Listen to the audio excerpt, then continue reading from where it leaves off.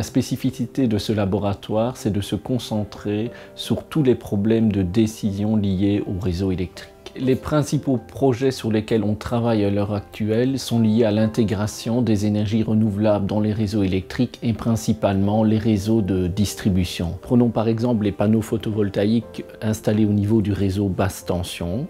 Lorsqu'il y a un grand soleil, ces panneaux ont tendance à générer trop de puissance et ça cause des surtensions sur les réseaux. Donc on doit décider de quelle charge activer ou de quel panneau déconnecter pour éviter que ces surtensions apparaissent. On fait une recherche méthodologique pour savoir exactement ce qu'il faut programmer. On le programme et on travaille avec des distributeurs d'électricité pour l'implémentation de ces programmes dans leur centre de conduite.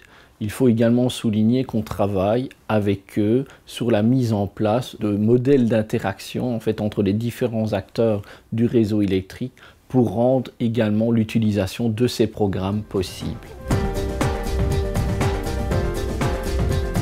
Les activités dans le domaine des Smart Grids ont généré 2 spin-offs. La première en parcimone, dont l'objectif industriel est de vendre des outils permettant de mieux exploiter les lignes de transmission en utilisant ce qu'on appelle le Dynamic Light Rating. L'autre société s'appelle SmartNode et a pour objectif de gérer de manière intelligente l'éclairage public.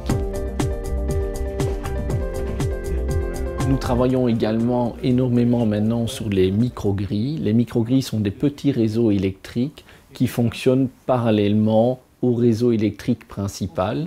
Ce qu'on remarque maintenant, c'est que pour de nombreux industriels ou même des particuliers, il est commercialement intéressant de développer leurs propres microgrilles avec leurs propres moyens de production. On se focalise sur le dimensionnement de la microgrille et on se focalise également sur l'opération optimale de la microgrille. Quand faut-il acheter de l'électricité dans le réseau? Quand faut-il la stocker dans les batteries? Quand faut-il éventuellement la produire avec une petite cogénératrice?